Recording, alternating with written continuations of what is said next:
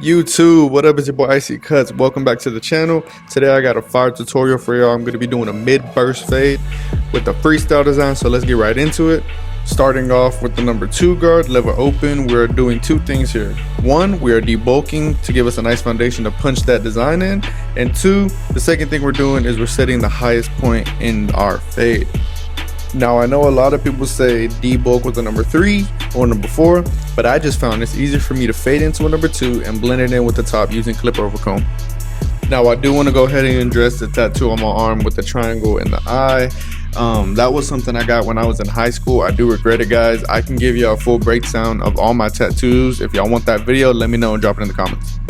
Alright guys, now we're going to come in and punch in that design. A lot of people ask me, can you teach me to do designs, or how do you get good at doing designs? One thing I want to say is when it comes to designs, in my opinion, it's another craft alongside cutting hair, because it's not something you can learn just by watching a video or reading a book or watching somebody else do it. You have to be able to do it yourself and get repetition in doing it. When it comes to design, it's all about putting your own style and creativity into it. The tips I would have for you to help you though would just be basically use a lot of the corners and focus on the tilt of the blade and not necessarily using the whole blade itself. There's really not a such thing as doing a wrong design, because like I said, at the end of the day, it comes down to your creativity. The only way you can truly mess up a design is if you go back on a line over and over and over again and make that line like an inch thick. That's really the only way you can mess up on designs. But just do what you do, put your creativity on it. And what I mean by the tilt of the blade is you can see right here that I'm using the corners and I'm focusing on tilting the blade up, because if I tilt it down, that cutting blade is actually going to hit that bottom line and it's going to make that line more thick. So that's what I mean by focusing on the tilt. And it comes to the same thing when you do a lineup. You know, when you want that crisp straight edge, you use the whole blade and you push it down, versus when you're doing a C cup, you use your corners. It's the same thing when it comes to designs. Now we're going to come in and blade out the design. This is really truly where you get that white pop from designs. If you ever go on Instagram and you see these people where their designs are really white, sometimes it is enhancements, but sometimes it's because their client has a really white scalp, and when you go in and use the razor, it makes the design just look a lot better. Also, if you want to make certain lines in your design thick and make them really pop, the blade is a good way to do it, rather than using your trimmer going down and maybe pushing that line too much. The blade helps you just use really preciseness when it comes to the detail in your design and making sure every line is as sharp and as clean as it can be. Now when it comes to using the blade in the design, it's just the same thing as using a trimmer. You want to use the corners a lot, and the reason is because if you use the whole blade, sometimes you'll go in and cut little hairs that you necessarily didn't want to. But the bad thing about that is you have to focus on how much tilt you also put in the blade, because if you put too much and you use the corner specifically, you're going to use a very sharp edge of the corner and you're going to end up cutting your client. So you just have to be careful, but it's the same thing as, like I said earlier, the more you do it, the more repetition you get, the better it becomes, and the more cleaner your designs are going to look. Real quick, I also want to ask y'all, what is y'all's hardest struggle when y'all came into the barber industry? I love asking barbers this question because it really shows, like, you know, what the priorities are and how much they want to grow. And you can just find out a lot of this person when you find out what their biggest struggle was. If you want to figure out mine, I have it on my Instagram or my TikTok. I'll drop it right here on the screen. It's at Icy Cuts. So go check it out, but drop it in the comments and let me know what your hardest struggle is as a barber. I would love to know, just because, like I said, I like hearing people's stories. I like hearing where people came from, and I think it's a good way where we can all truly understand each other and get to know each other better. Now that that design is done, we're going to come in and set in our first guideline, which is going to be our bald guideline. I'm setting it in right now with my trimmer. Now these trimmers I got are not hitters.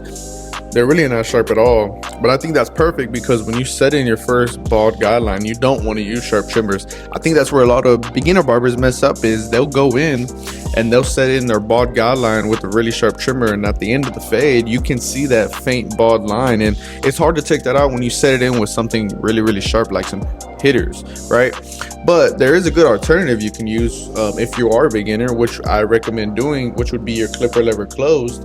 But the reason I like to use the trimmer right here is because when I want a really clean guideline, you can get a more precise line with the trimmer facing down and the blade facing down than you can using a clipper flicking up. But I mean, to each their own. I just think as long as you're not setting it in too hard, you'll be fine. Now we're going to come in and shave all that stubble. This really goes hand in hand with the trimmer, just because When you use the trimmer, it's the same concept, right? You don't want to set in that hard guideline, but when you use the shaver and you take it all the way up to that first bald guideline we made, what you're doing is you're setting it in really hard, and that's another reason when you go back you'll have that faint bald line. So it's kind of hand in hand. You always want to leave just a little bit of space. I don't really know if you can tell by the camera angle, but I am leaving a little bit of space between the bald guideline and where I'm taking my shaver up to. So that's the main thing, just making sure you're leaving that space and you're not setting it in too hard. Alright, now we're going to set in our second guideline, which is going to be clipper lever open.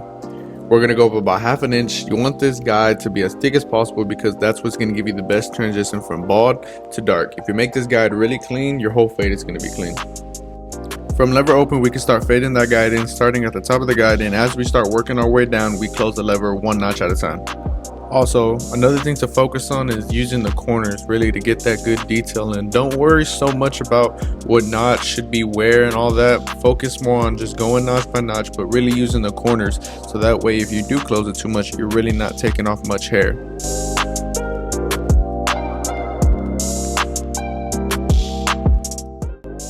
And again, it comes back to the same thing with the design. The more you do it and the more hair you cut, the more you're going to get comfortable and the better you're going to be at it.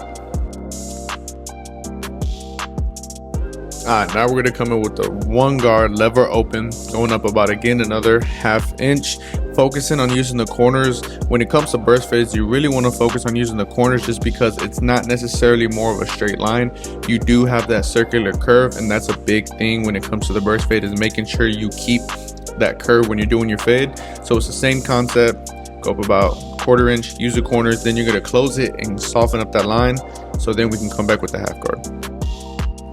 Now coming in with the 1/2 guard, it's the same process that we use using no guard lever open to close. You're going to start at the top of the guide, and as you go down in the guide, gradually close the lever, focusing on using the corners and not using the whole blade, and not focusing on where specifically you're at and what notch you're at, more so focusing on working your way down and closing the notch little by little, but using your corners for good detail because we want to keep that circular shape.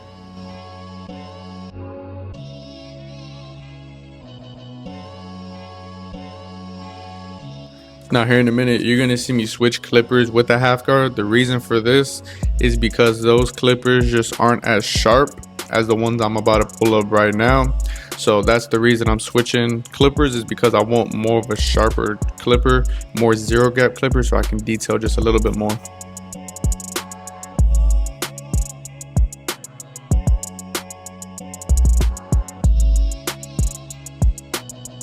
Now with the 1.5, we're going to continue to fade down, starting at the top of the guide, working our way down and gradually closing the lever notch by notch. Typically I would go in with the number 2 guard, lever open, set in another guideline, but at the beginning of the video and the beginning of the cut, we use the number 2 to debulk, so now I don't have to. And a reminder just to continue to use the corners so that way you can get good detail and keep that circular shape.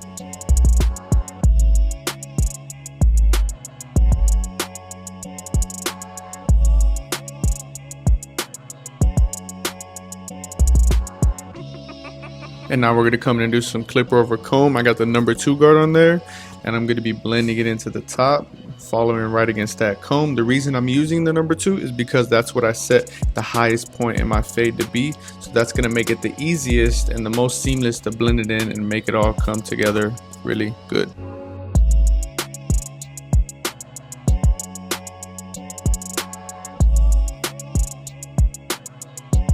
The main thing is just going right off the comb. You don't really want to force the comb in or push the comb in or more up than you have to, because what you're going to do if you do that is you're going to take off too much hair and then you're going to have to raise the fade. So you really want to get under, scoop the comb just a little bit out, and focus on staying right against the comb.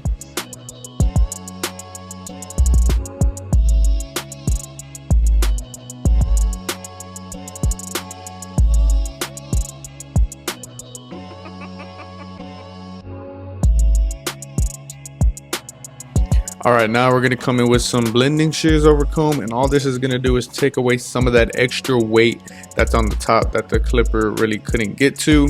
This really has nothing to do with like actually cutting hair off. It's more so just removing a little bit of weight so that way it doesn't look so heavy on the top.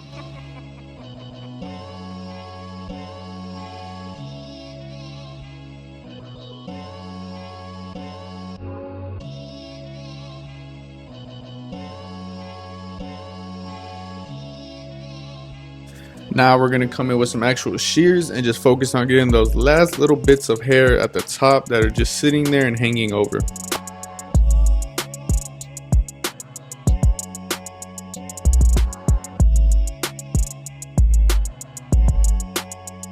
Alright guys, now we're going on to one of what I think is the next important thing of a haircut, which is the hook, right? The hook is really what brings the whole haircut together, just like the hairline. So I like using a comb just because I feel like the brush doesn't really lay the hair down like I want. So right now I'm coming in with my non-sharp trimmer just to set in a rough draft of where I kind of want that hook to be. And then after this, I'm gonna come in with my hitters and actually go in and make that line super crisp.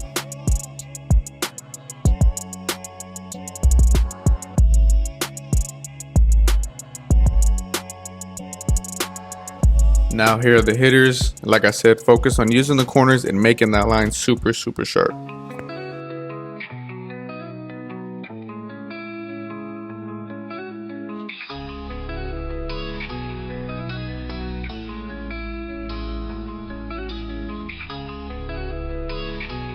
Now I'm just detailing the cut, getting any of those dark spots and little hairs, just making sure everything looks seamless and smooth.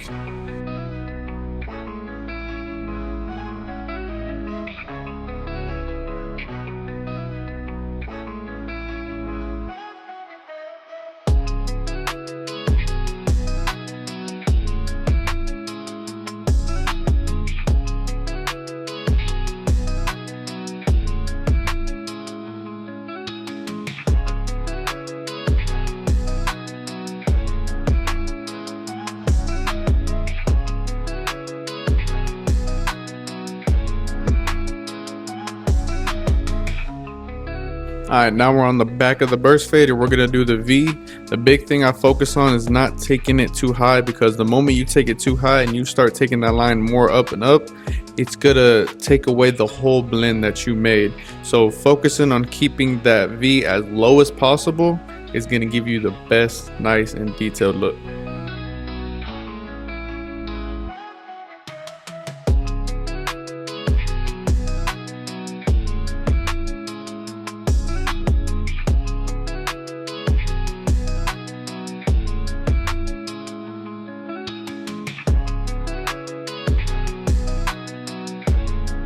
Now we're gonna come back in with my hitters, and right here I'm just focusing on making sure that line is really crisp, not too much pressing down because I can irritate the skin since those are really sharp trimmers.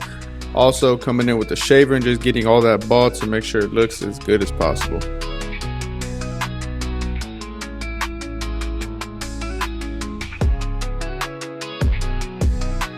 Alright, so now I'm coming in, clipper over combing again, but with no guard, more so just free handing it. And just getting into those little last details, guys. I can't stress enough how much details can make the cut look amazing. So don't forget to go back and do your detail.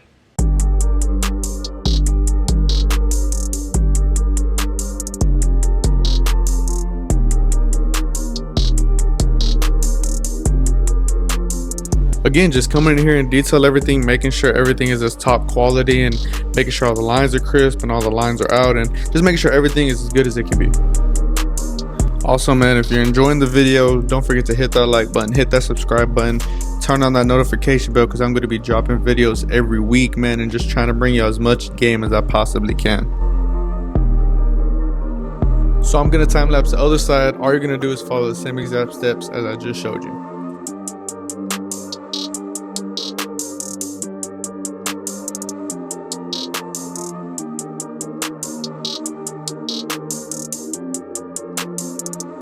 Alright, IC fam, this is the cut, man. Don't forget to like, subscribe, comment what was the best part of the video, man, and I'll see you on the next one.